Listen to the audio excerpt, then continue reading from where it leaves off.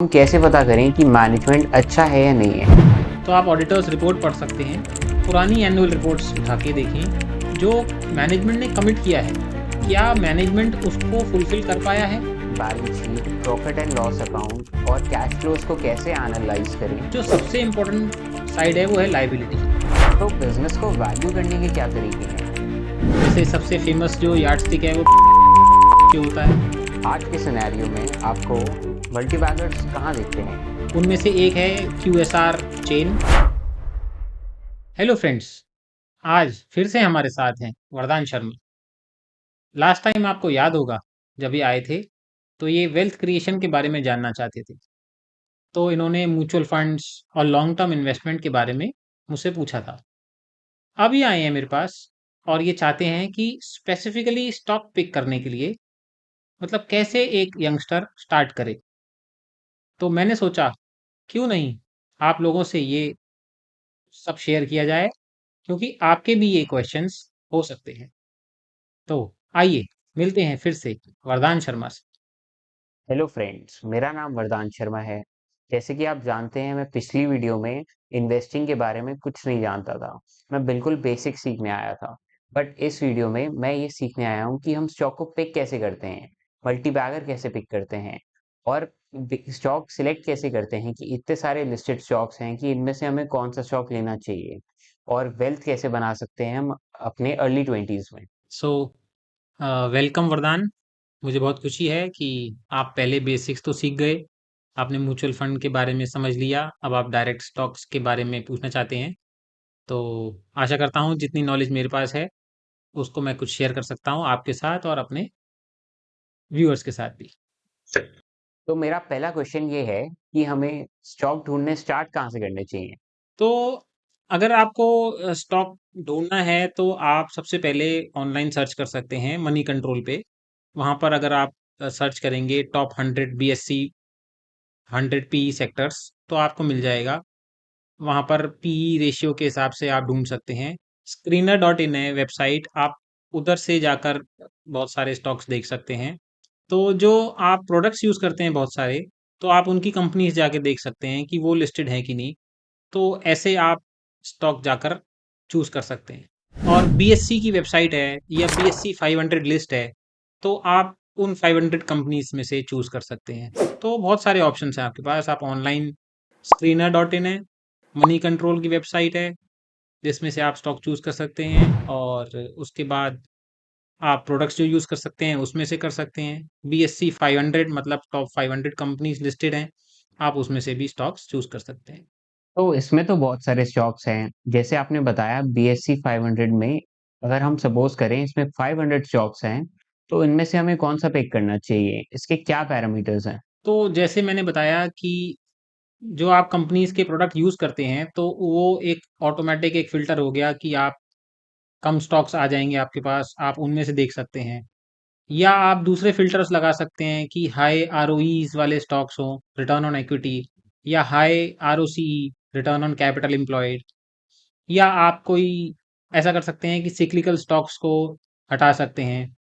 तो आप ऐसे करके फ़िल्टर कर सकते हैं। और जो मैंने स्टार्टिंग में बताया कि अगर आप जो प्रोडक्ट्स यूज़ करते हैं तो उस उन्हीं अगर कंपनीज़ को देखेंगे तो ऑटोमैटिकली आपके स्टॉक्स जो हैं फ़िल्टर हो जाएँगे, और एक छोटी-सी लिस्ट आ जाएगी तो आप उनमें से चूज़ कर सकते हैं। तो इसमें आप टॉप 50 मार्केट कैपिटलाइज़ेशन वाले स्टॉक्स भी चूज़ कर सकते हैं। जो टॉप 50 मतलब जो इंडिया की टॉप बेस्ट 50 कंपनीज़ हैं उसमें से आप चूज़ कर सकते हैं। तो ये तरीके हो सकते हैं चूज़ करने के। तो इसमें तो आपने बहुत सारे टेक्निकल टर्म्स बताए हैं, क्या आप इनको एक-एक करके एक्सप्लेन कर सकते हैं? जैसे कि सबसे पहले मार्केट कैपिटलाइजेशन। मार्केट कैपिटलाइज़ेशन मतलब जो कंपनी की वैल्यू आज स्टॉक मार्केट में, स्टॉक मार्केट उसको दे रहा है। अगर हम इसको फॉर्मूले से समझें तो उसे कहते हैं price of each share multiplied by number of shares. तो आप ऐसे समझें कि अगर आप पूरी कंपनी खरीदेंगे तो उसमें आपको टोटल नंबर ऑफ शेयर्स जो खरीद रहे हैं, जो खरीदेंगे, मल्टीप्लाइड बाय प्राइस जो आज का स्टॉक मार्केट दे रही है, वो पूरी कंपनी का प्राइस हो जाएगा। इसको मार्केट कैपिटलाइजेशन कहते हैं।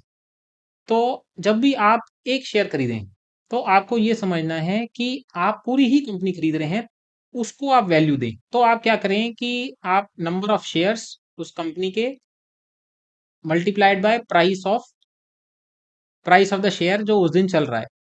तो आप अगर इनको मल्टीप्लाई करेंगे तो मार्केट कैपिटलाइजेशन आ जाएगा। इसका बेसिक मतलब ये है कि आप पूरी कंपनी कितने प्राइस में खरीद रहे हैं। अब आप उसमें एक शेयर खरीदें, 10 शेयर खरीदें, या प्रमोटर बन जाएं, ये आपके ऊपर डिपेंड करता है। सेकंड आपने कहा था रिटर्न ऑन इक्विटी, इसका क्या मतलब है? रिटर्न ऑन इक्विटी एक एफिशिएंसी मेट्रिक है। ये इतना बताता है कि कंपनी का मैनेजमेंट जो शेयर होल्डर की जो उन्होंने पैसे ले रखे हैं, जो स्टार्टिंग में उठाए थे, उसका कितना एफिशिएंटली यूज कर रहा है। तो अगर आप इसका फॉर्मूला भी देखें तो ये होता है net profit divided by the book value of the company. तो ये एक एफिशिएंसी मैट्रिक है। जितना अच्छा शेयर होल्डर वैल्यू को शेयर होल्डर्स मनी को कंपनी यूज करती है, उतना अच्छा रिटर्न आपके स्टॉक प्राइस में वो रिफ्लेक्ट होता है। तो आपने बात करी सिक्लिकल्स की, थोड़ा इसके बारे में आप और बता सकते हैं? तो सिक्लिकल कंपनीज या स्टॉक्स वो कंपनीज होती हैं जो जिनके रेवेन्यूज और प्रॉफिट्स फ्लक्चुएट करते हैं। जैसे आप समझिए कार कंपनी है, तो कार कंपनी की सेल्स कुछ सीजन्स में बहुत ज़्यादा अच्छी होती है और कुछ सीजन्स में डाउन होती है। तो ऑब्वियसली उनकी प्रॉफिटेबिलिटी भी कुछ सीजन में ज़्यादा होगी और कुछ सीजन्स में कम होगी। सेकंड आप समझिए एक सीमेंट इंडस्ट्री है।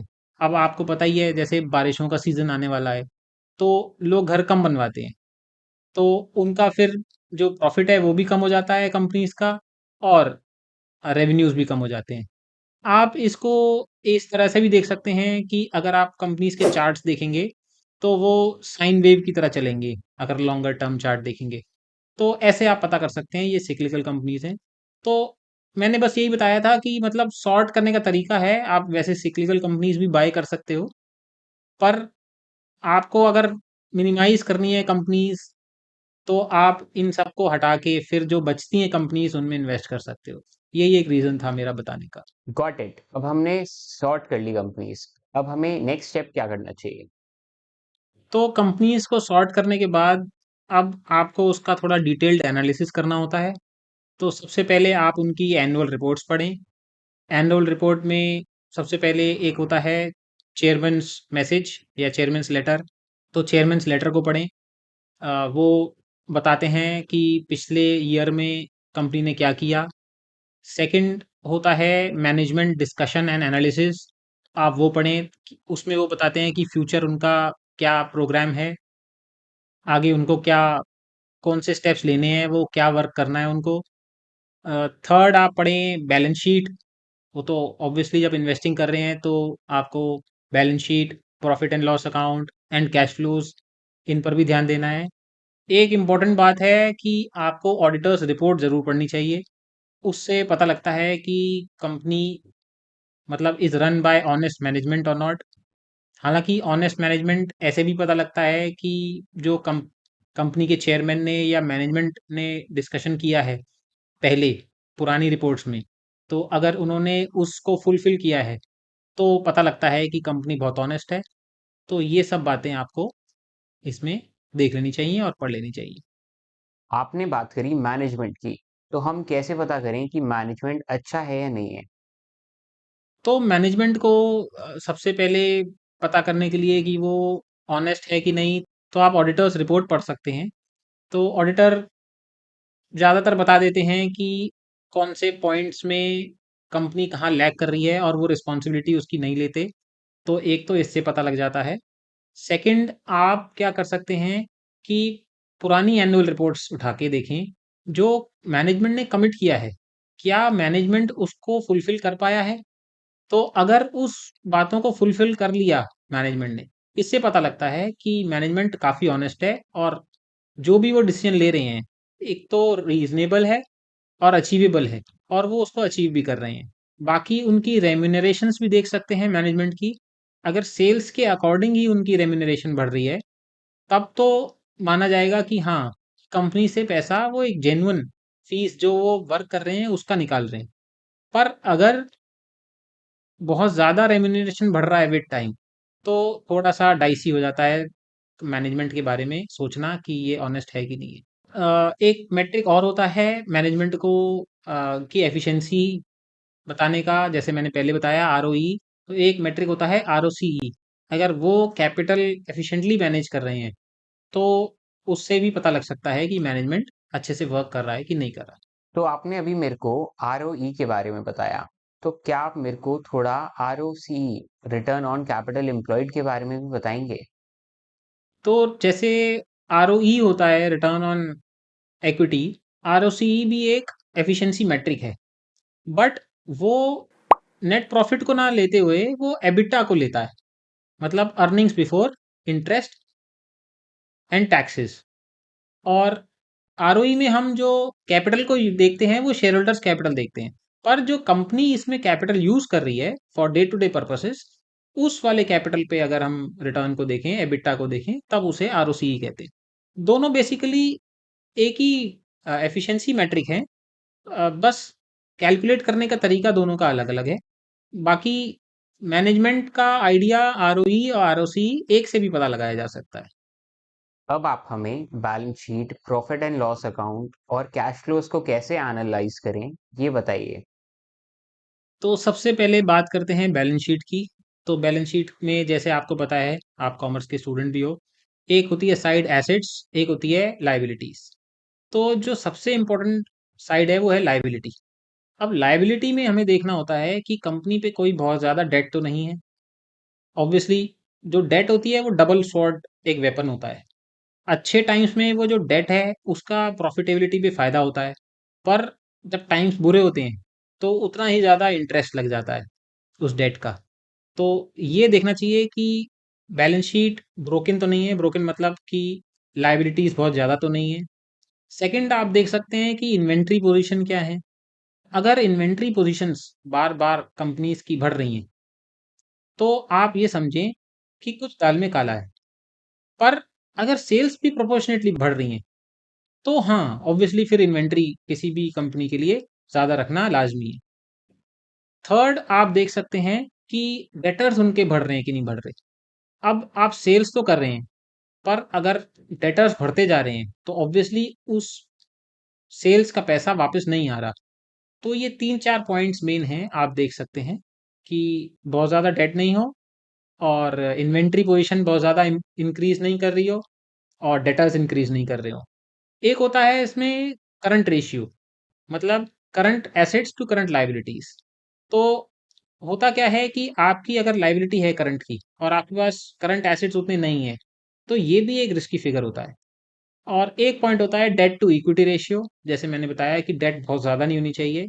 अगर debt to equity ratio less than 1 है तो माना जाता है कि कंपनी सेफ है, और वो अगर रिसेशन टाइम भी आएगा तो उसमें उनको कोई दिक्कत नहीं होगी। और मान लो उनको रीफाइनेंस भी करना पड़े अपने आप को, तो वो रीफाइनेंस भी कर सकते हैं। सेकंड, आपने कहा कि प्रॉफिट एंड लॉस। तो प्रॉफिट एंड लॉस अकाउंट में सबसे पहले जो चीज़ देखनी चाहिए वो, अगर आपके पास 5 ईयर्स का डेटा है तो आप ये देख सकते हैं कि उसकी सेल्स इंप्रूव हो रही है कि नहीं हो रही। सेकंड, आप देख सकते हैं कि उसके ग्रॉस मार्जिन्स क्या हैं। अब ग्रॉस मार्जिन्स क्यों इंपॉर्टेंट है, पहले मैं आपको बता दूं ग्रॉस मार्जिन्स का मतलब क्या होता है। कि आपने जो प्रोडक्ट सेल किया उसका selling price minus basic cost of the product. अगर ये काफ़ी हाई है तो इससे बेनिफिट ये होता है कि एक्सपेंसेस को, जो एडमिनिस्ट्रेटिव एक्सपेंसेस हैं उसको तो आप मैनेज कर सकते हो कम या ज़्यादा, पर आप किसी भी प्रोडक्ट के ग्रॉस मार्जिन्स को चेंज नहीं कर सकते। तो जो अल्टीमेटली जो प्रॉफिट नीचे प्रॉफिट एंड लॉस अकाउंट में आता है, अगर आपके ग्रॉस मार्जिन्स अच्छे हैं और आप अपने जनरल एंड एडमिनिस्ट्रेटिव एक्सपेंसेस को कंट्रोल कर लेते, तो आपका प्रॉफिटेबिलिटी, नेट प्रॉफिट मार्जिन काफ़ी ज़्यादा आते। तो एक बात हो गई सेल्स की इम्प्रूवमेंट की, एक हो गया ग्रॉस मार्जिन का। नेक्स्ट है, आप देख सकते हैं कि एडमिनिस्ट्रेटिव एक्सपेंसेस क्या हैं। तो इसको जज करने के लिए आप उसी कंपनी, उसी इंडस्ट्री की और कंपनीज को देख सकते हैं कि इनके, इस कंपनी के एक्सपेंसेस ज़्यादा तो नहीं है। अगर आप बर्कशायर हैथवे को देखेंगे और उसकी दूसरी कंपनीज के बारे में, उसके लेवल की दूसरी कंपनीज देखेंगे, तो आप पाएंगे कि उनके एडमिनिस्ट्रेटिव एक्सपेंसेस बहुत कम है। तो ये एक कॉम्पिटिटिव एडवांटेज होता है कंपनीज का, जो कम एक्सपेंस में काम करते हैं। ये हो गई बात प्रॉफिट एंड लॉस की। नेक्स्ट आप आपको देखना चाहिए कैश फ्लोज। कैश फ्लोज सबसे इंपॉर्टेंट पार्ट है इसको एनालाइज करना। ज़्यादातर लोग profit and loss and balance sheet तो समझ जाते हैं, पर कैश फ्लोज को समझना थोड़ा सा मुश्किल है।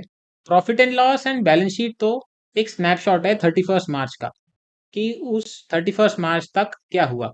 बट कैश फ्लोज बताती हैं कि पूरे ईयर में कैश कहाँ से आई और कहाँ गई। अब कैश फ्लोज में तीन सेक्शंस होते हैं: cash from operating activities, cash from investing activities और कैश फ्रॉम फाइनेंसिंग एक्टिविटीज। तो जो कैश फ्रॉम ऑपरेटिंग एक्टिविटीज होती हैं वो बताती हैं कि कितनी कैश कंपनी के पास अल्टीमेटली आई। जैसे मैंने बताया कि बैलेंस शीट में अगर इन्वेंट्रीज बढ़ रही हैं तो ऑब्वियसली प्रॉफिट जो है वो मूव कर रहा है इन्वेंट्री की तरफ, ना कि कैश की तरफ। तो और ऐसे ही सेकंड मैंने बताया था कि डेटर्स बढ़ रहे हैं, तो प्रॉफिट तो बढ़ सकता है पर कैश फ्लोज नहीं बढ़ सकती। तो अल्टीमेटली जो मेजरमेंट स्टिक होती है एक कंपनी की कि कंपनी अच्छी है कि नहीं, वो होती है कि ऑपरेटिंग कैश फ्लोज कितना उसके आ रहे हैं। सेकंड आपके पास सेकंड जो इंपॉर्टेंट पॉइंट होता है देखने का, वो होता है कि फ्री कैश फ्लोज कितनी। अब कैश फ्लोज तो हो गई, ऑपरेटिंग कैश फ्लोज। अब आपको एक बिजनेस रन करने के लिए एक मिनिमम कैपिटल एक्सपेंडिचर करना ही होता है। अब कई बिजनेस ऐसे होते हैं जिसमें कैपिटल एक्सपेंडिचर की जरूरत नहीं होती, जो सर्विसेज बिजनेस हैं, पर प्रोडक्ट बिजनेसेस में आपको करने की जरूरत पड़ती है।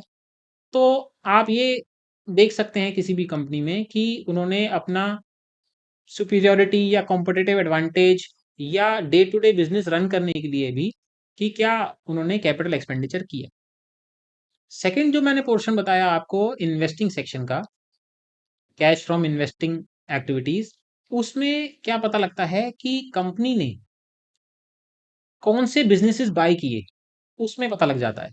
मैंने एक कैश फ्लो रिपोर्ट देखी थी और उसमें मुझे पता लगा कि एक कंपनी ने 300 करोड़ का एरोप्लेन खरीदा। कंपनी का नाम था कल्याण ज्वेलर्स। तो आपको एनुअल रिपोर्ट पूरी नहीं पढ़ने से भी, और आप अगर कैश फ्लोज को ढंग से एनालाइज कर लें, तो पता लग जाता है कि मतलब क्या हो रहा है कंपनी में। अगर कैश बहुत सारी जनरेट कर रही होती है कंपनी, तो इन्वेस्टिंग एक्टिविटी में ये भी पता लगता है कि कितने म्यूचुअल फंड्स कंपनी ने खरीद रखे हैं, और उससे भी कुछ प्रॉफिट निकल आता है। और थर्ड जो मैंने बताया सेक्शन, वो है फाइनेंसिंग एक्टिविटी।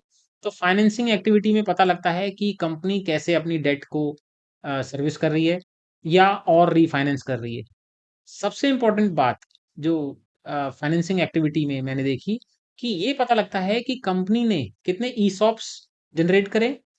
ईसॉप मतलब अपने एम्प्लॉय को ऑप्शंस देना इक्विटी के, और कितने बायबैक किए।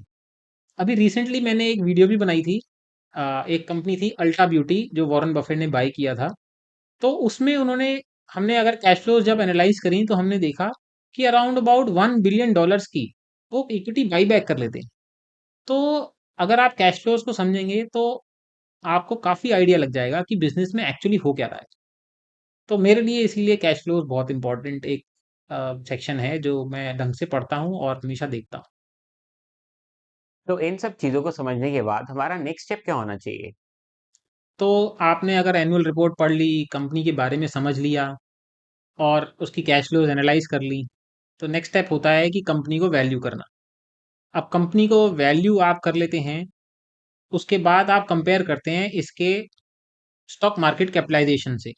तो जैसे मैंने पहले बताया कि कंपनी का स्टॉक मार्केट कैपिटलाइजेशन मतलब आप कंपनी को कितने में खरीद रहे हैं, और आपने एक वैल्यू निकाली। अगर आपको लगता है कि जो कंपनी का जो स्टॉक मार्केट प्राइस है, मार्केट कैपिटलाइजेशन, और जो आपने निकाला है उसमें फ़र्क है या बहुत ज़्यादा वैल्यू आती है आपकी, तो आप उसको फिर बिजनेस को बाय कर सकते हैं। या स्टॉक मार्केट में कहीं पेसिमिज्म है कंपनी को लेके, तो आप उसके बाद अगर आप कंपनी समझते हैं, अंडरस्टैंड करते हैं और वैल्यू कर पा रहे हैं, तो वैल्यू कर पाना इंपॉर्टेंट है, क्योंकि सारे लोग सारी कंपनीज वैल्यू नहीं कर सकते, क्योंकि सारे लोग सारी कंपनीज अंडरस्टैंड भी नहीं कर सकते। तो उसके बाद उसको कंपेयर करते हैं मार्केट कैपिटलाइजेशन से, और उसके बाद फिर उसको बाय कर सकते हैं अगर वो रीजनेबल डिस्काउंट पे हो। तो बिजनेस को वैल्यू करने के क्या तरीके हैं? तो बिजनेस को वैल्यू करने के डिफरेंट यार्डस्टिक्स हो सकते हैं। जैसे सबसे फेमस जो यार्डस्टिक है वो प्राइस टू अर्निंग रेशियो होता है। प्राइस टू अर्निंग मतलब price of each share of a company divided by it's earning per share. और नेक्स्ट होता है प्राइस टू बुक वैल्यू।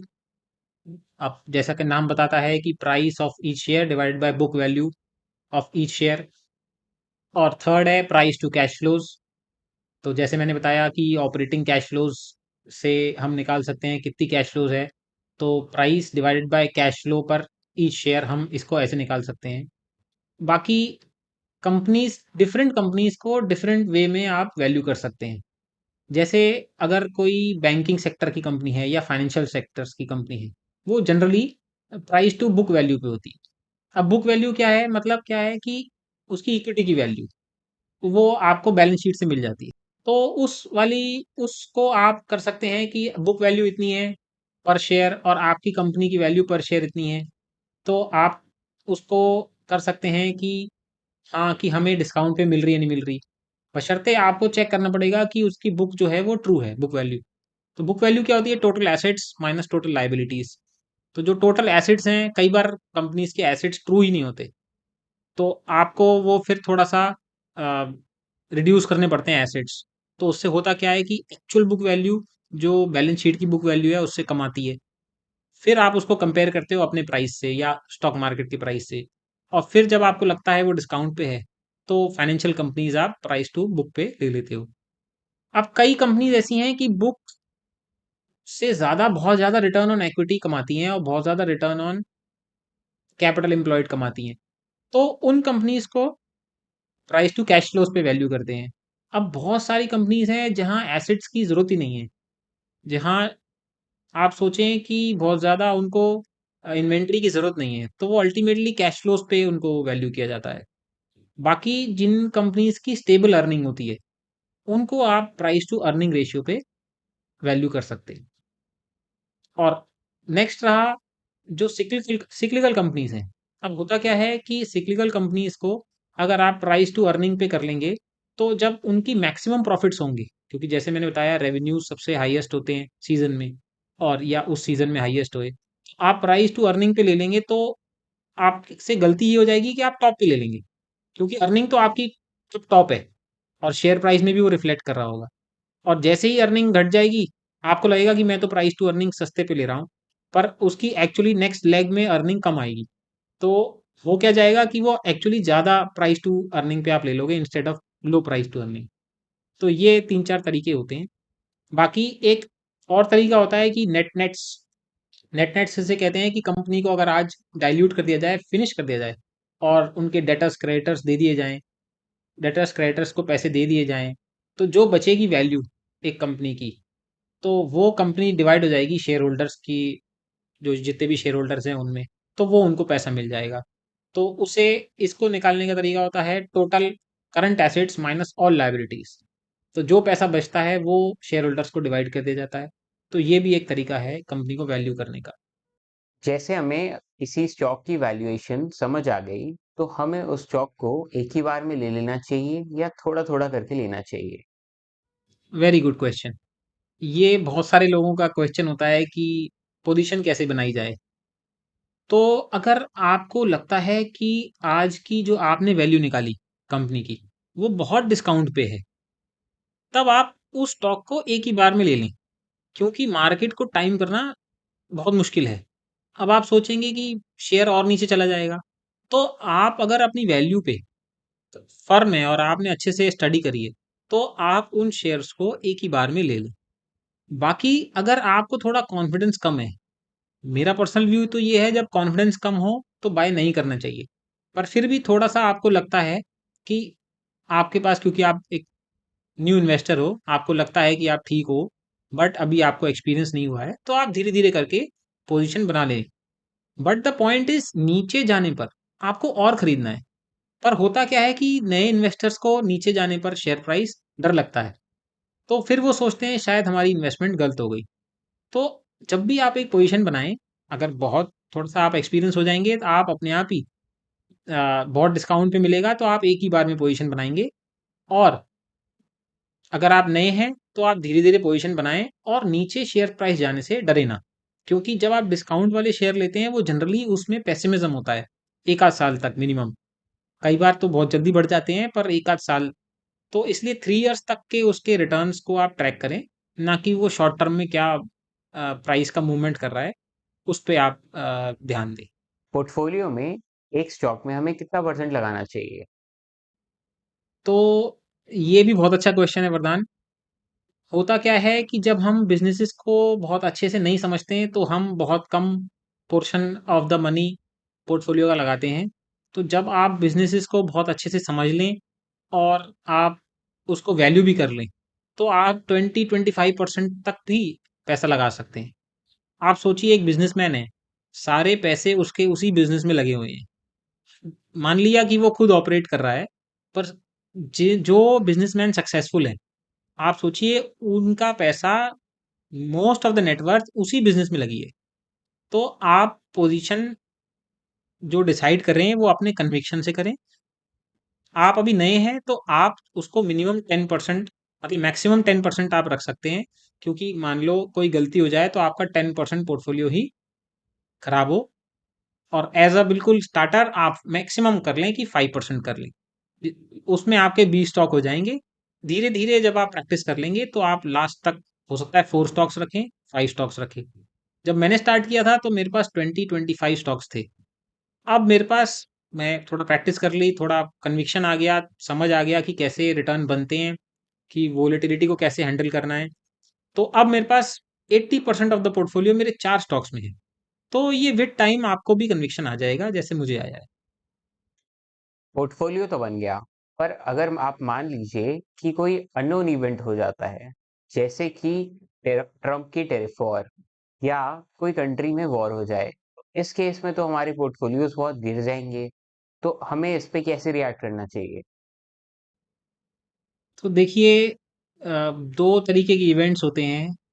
एक होते हैं इवेंट्स जो आप प्रेडिक्ट कर सकते हो, और एक इवेंट्स होते हैं जो आप प्रेडिक्ट नहीं कर सकते हो। तो ट्रम्प का जो एक इवेंट है, वो ऐसा है कि वो ट्रम्प को भी नहीं पता वो क्या करेंगे। आज टैरिफ लगाते हैं, कुछ दिन बाद हटा देते हैं। अभी रिसेंटली बात हो रही है चाइना पे, उन्होंने इतने सारे टैरिफ लगाए, अब फिर से सॉफ्ट कॉर्नर वो कर रहे हैं।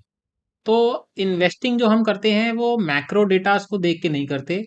जैसे मैंने बताया, एनुअल एनुअल रिपोर्ट्स पढ़ते हैं, बैलेंस शीट्स पढ़ते हैं, कैश फ्लोज देखते हैं, उन कैश फ्लोज की सस्टेनेबिलिटी देखते हैं।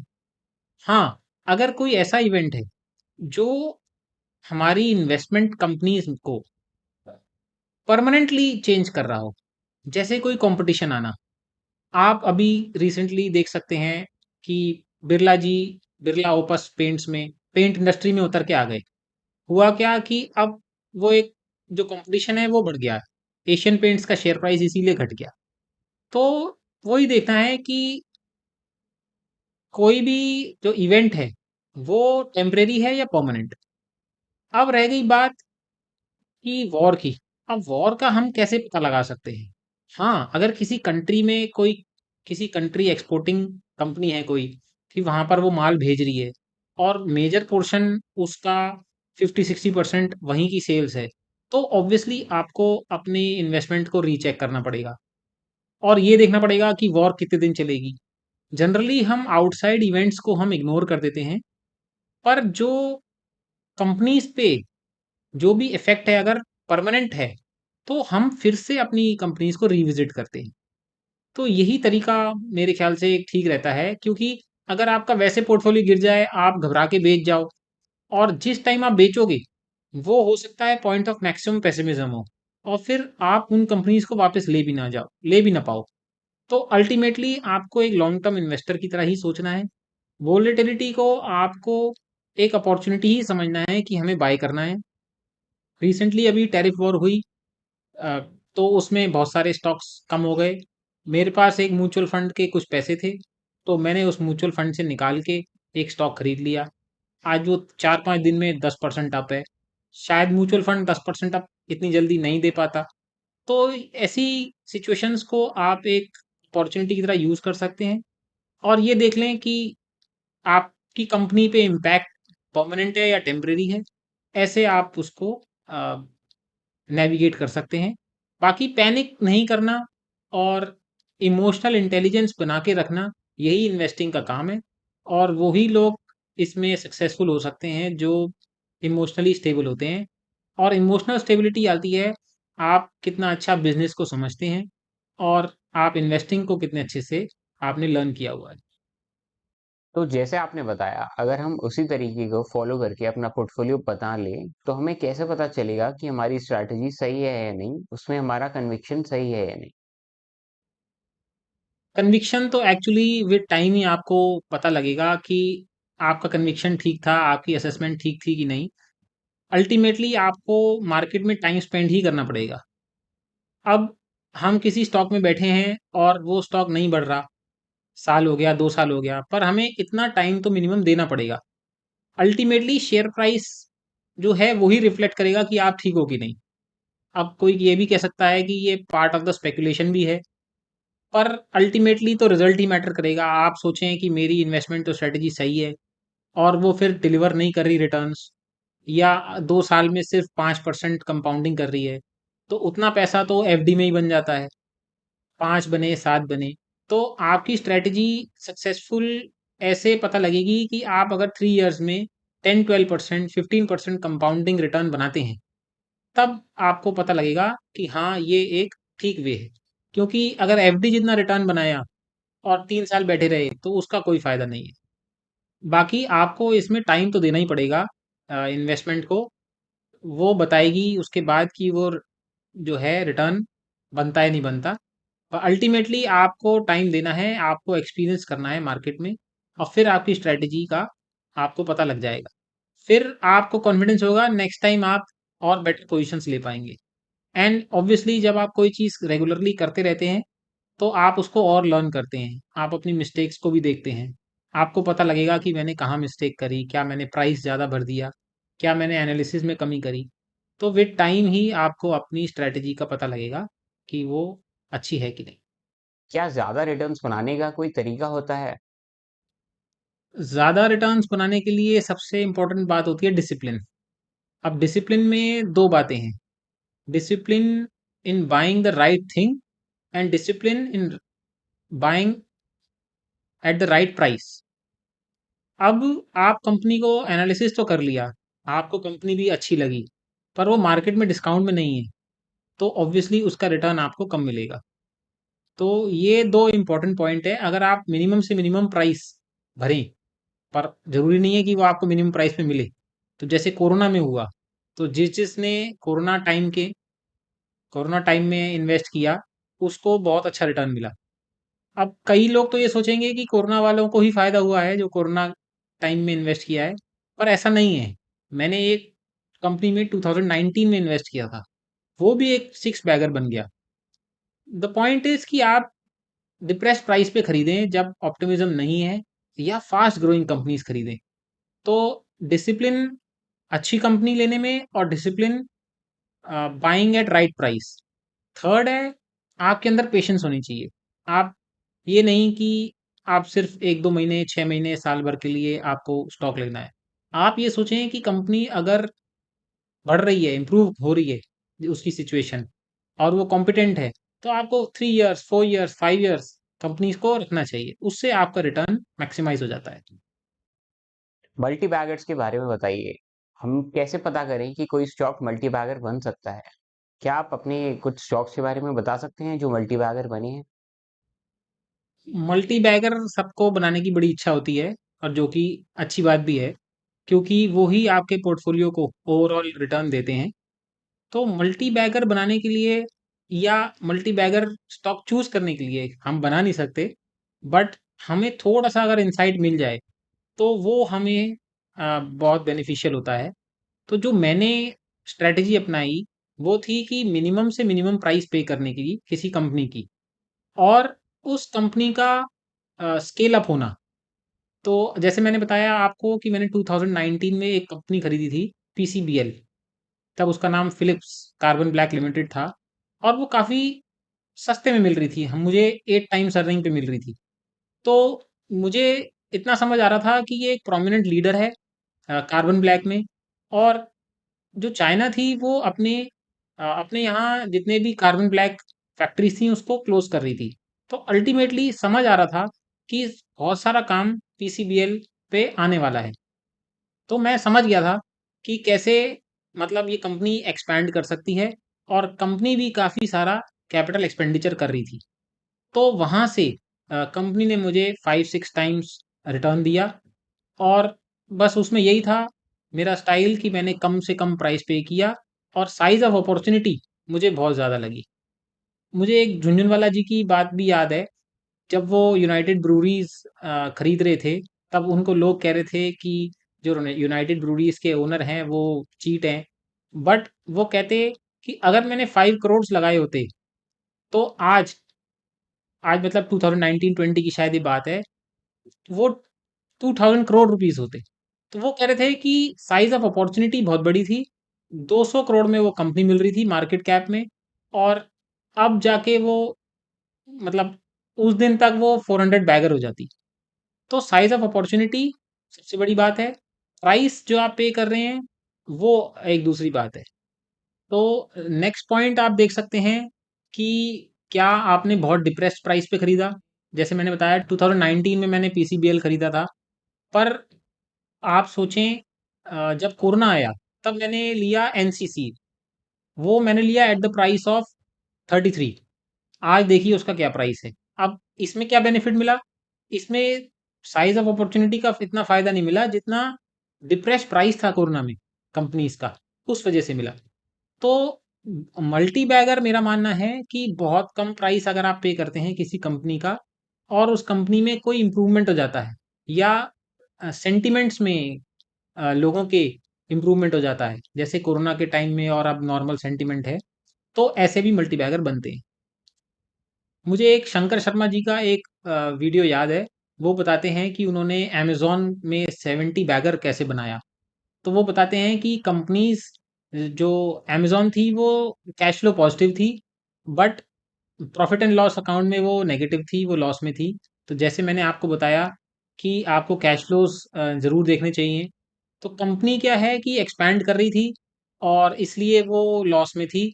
और उसके बाद जब वो कैश कैश फ्लो पॉजिटिव थी, तो ऐसी कंपनीज को आप लेके, और उसमें अगर कोई इन्फ्लेक्शन पॉइंट है या मार्केट कैप्चर कर रही है, जैसे आप आजकल देख सकते हैं जोमेटो है, नायका है, ऐसी कंपनीज मार्केट शेयर तो गेन कर रही हैं पर अभी लॉस मेकिंग है।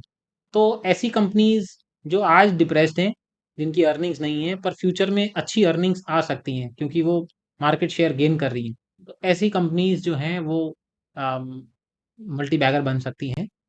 तो मेरी 4-5 कंपनीज जो थी वो बहुत अच्छी बनी मल्टी बैगर, जो मैंने एक पीसीबीएल बताया, एक एनसीसी बताया, एक थी कैपलिन पॉइंट लेबोरेटरीज, बहुत high return on capital employed company है, और मैंने रीजनेबल वैल्यूएशन पे लिया। वो वो भी 5 बैगर हो गई। नेक्स्ट थी टाटा एलेक्सी। वो जो टाटा एलेक्सी है उसको मैंने बहुत रीजनेबल वैल्यूएशन पे लिया, 13 टाइम्स पीई पे, और बहुत कैश रिच कंपनी थी। और वो इनोवेशन कर रही थी जो इलेक्ट्रिक कार्स है उसमें। तो ये मुझे समझ आ रहा था कि इलेक्ट्रिक कार्स में ऑब्वियसली सॉफ्टवेयर लगने हैं, और उसी को वो केटर करती थी। तो मैंने देखा साइज ऑफ अपॉर्चुनिटी बहुत बड़ी है। वो मुझे एक 10 बैगर उसमें बना मेरा।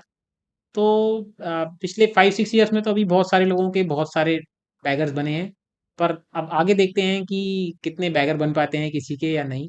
एंड होप कि ये वाली स्ट्रेटेजी मेरी आगे भी काम करे। आज के सिनेरियो में आपको मल्टीबैगर्स कहाँ दिखते हैं? कोई आप ऐसी स्पेसिफिक इंडस्ट्री बता सकते हैं?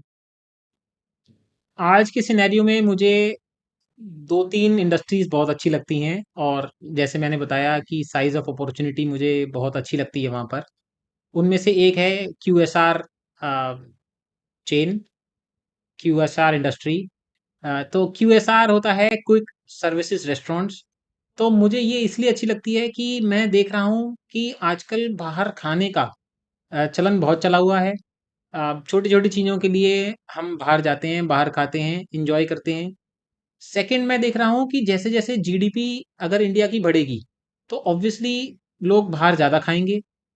और थर्ड, मैं ये देखता हूँ कि अगर हम इंटरनेशनली कंपेयर करें, लाइक अगर हम सिंगापुर से कंपेयर करें, तो सिंगापुर में 95% of the people don't cook food at their home. और हम जैसे जैसे वेस्टर्नाइजेशन की तरफ बढ़ रहे हैं, मुझे लगता है कि हम वैसे ही वैसे ही हैबिट्स को हम फॉलो करेंगे। तो जैसे मैंने कहा कि साइज ऑफ अपॉर्चुनिटी मुझे बहुत बड़ी लगती है। कंपनीज अभी थोड़ी सी वो लॉस मेकिंग है, और साथ में अगर हम उनके कैश फ्लोज देखें तो वो काफ़ी इम्प्रूवमेंट पे है और काफ़ी पॉजिटिव भी हैं। तो इसलिए मुझे एक क्यूएसआर जो इंडस्ट्री है वो मुझे बहुत अच्छी लगती है। उसमें मैं कोई स्पेसिफिकली स्टॉक के बारे में नहीं बोलूँगा, आप खुद देख सकते हैं। पर ये जो है बहुत एक्सपेंशन इस जगह इस इंडस्ट्री में होने वाला है, और बहुत सारे लोग इस प्रोडक्ट्स को आने वाले टाइम में क्यूएसआर को यूज़ करने वाले। सेकंड जो मुझे लगता है वो है एक शुगर इंडस्ट्री। अब शुगर इंडस्ट्री तो वैसे बहुत हाईली सिक्लिकल इंडस्ट्री है, पर अभी रिसेंटली गवर्नमेंट ने एक चेंज किया है। वो चेंज ये किया है कि पेट्रोल में 20% इथेनॉल जरूर यूज करना है for green, for less carbon emission. तो अब जो इथेनॉल बनाने वाली कंपनीज हैं वो सिर्फ शुगर इंडस्ट्रीज हैं, क्योंकि शुगर इंडस्ट्रीज का वो एक बाय प्रोडक्ट है। तो अभी क्या है कि शुगर इंडस्ट्रीज जो हैं बहुत लॉस मेकिंग है और सिक्लिकल है। पर ये जो इफेक्ट आया है गवर्नमेंट के इंटरवेंशन का, इससे इनकी कैश फ्लोज और अर्निंग काफ़ी स्टेबल होने वाली हैं। तो इसलिए भी मुझे लगता है कि ये कंपनीज जो हैं शुगर इंडस्ट्री काफ़ी अच्छा कर सकती है। थर्ड जो मुझे आज की डेट में सबसे डिप्रेस्ड एक इंडस्ट्री लगती है वो है हाउसिंग फाइनेंस। अब आप अगर उनके वैल्यूएशंस देखेंगे तो आप पाएंगे कि वो बहुत डिप्रेस्ड प्राइस पे है। ऑब्वियसली लोगों को अर्निंग्स अभी नज़र नहीं आ रही, पर आप अगर पिछला डेटा देखें तो ये थोड़ा सा सिक्लिकल नेचर में होती हैं। पर अर्निंग्स जो हैं वो धीरे धीरे, जैसे जैसे हाउसिंग की ज़रूरत पड़ेगी लोगों को, और ऑब्वियसली उसकी फाइनेंसिंग की ज़रूरत पड़ेगी, तो इन्हीं कंपनीज पे जाएंगे। और काफ़ी कैपिटलाइज्ड हैं ये कंपनीज। और इनके आज के जो, अगर हम वैल्यूएशन देखें तो ये वो भी काफ़ी बहुत सस्ते हैं। तो मेरा मानना है ये जो तीन इंडस्ट्रीज़ हैं इसमें से हमें मल्टी बैगर जो है वो हम हमें देखने को मिल सकते हैं। मुझे याद है 2019 में जब मैंने रियल एस्टेट की कंपनीज को सर्च किया था और उन सब की मार्केट कैप को कैलकुलेट किया था, तो मैंने पाया था कि वो 2 लाख करोड़ या 3 लाख करोड़ में पूरी लिस्टेड कंपनीज हमें मिल रही थी। और उस दिन जो मार्केट कैप थी रिलायंस की वो 15 लाख करोड़ थी। तो मैं हमेशा सोचता था कि ये इतने डिप्रेस प्राइस पे क्यों है। Although real estate companies high return on equity नहीं होती और बहुत कैश एब्जॉर्ब करती हैं, तो उनको वैल्यूएशन वो नहीं मिल सकती जो और अच्छी कंपनीज को मिलती है। बट डिस्काउंट भी बहुत ज़्यादा थी। तो जिन लोगों ने उन कंपनीज में पैसा लगाया आज 5 बैगर 6 बैगर हैं। तो सिमिलर स्टोरी जो है मेरे लिए शुगर इंडस्ट्री में और क्यूएसआर में और हाउसिंग फाइनेंस में है। तो इनमें से मुझे यकीन है कोई ना कोई मल्टी बैगर ज़रूर निकल के आएगा, और हो सकता है एज अ इंडस्ट्री भी वो बहुत अच्छी परफॉर्म करें, तो काफ़ी सारे मल्टी बैगर्स निकल के आए। Thank you so much. That was really a lot of good information from your side. तो इस कन्वर्सेशन से मुझे कंपनीज को एनालाइज करना, उनके बैलेंस शीट, उनके प्रॉफिट एंड लॉस और उनके कैश फ्लो स्टेटमेंट्स और जो इंडस्ट्री है उसे हमें कैसे अंडरस्टैंड करना चाहिए ये समझ आया। एंड ऑल अबव जो हम प्राइस उसका पे कर रहे हैं उसका ध्यान रखना चाहिए ये समझ आया। और मुझे समझ आया कि अगर कोई मैक्रो इकोनॉमिक इम्पैक्ट टेम्परेरी है तो हमें उसे इग्नोर कर देना चाहिए। पर अगर कोई परमानेंट चेंज है जैसे कंपटीशन या एक्सटर्नल फैक्टर्स तो हमें अपनी इन्वेस्टमेंट को फिर से रिव्यू करना चाहिए। आशा करता हूँ इस स्ट्रैटेजी से मैं अच्छे रिटर्न्स बना पाऊंगा। Thank you again for sharing all this knowledge. तो ऑल द बेस्ट वरदान। मैं आशा करता हूँ कि आपके बहुत अच्छे रिटर्न्स बनेंगे और आप एक मंझे हुए खिलाड़ी बनेंगे इन्वेस्टिंग जर्नी में। मैं अपने व्यूअर्स को भी ऑल द बेस्ट करना चाहता हूँ उनकी इन्वेस्टमेंट जर्नी में, और आशा करता हूँ कि उनको इस पॉडकास्ट से कुछ इन्फॉर्मेटिव मिला होगा। ऐसे ही और वीडियोस देखने के लिए you can like and subscribe to my channel. अगर आपको ये पॉडकास्ट पसंद आया और चाहते हैं कि पॉडकास्ट ही बनाएं, तो आप कमेंट बॉक्स में कमेंट करके ज़रूर बताएं। Thank you for watching.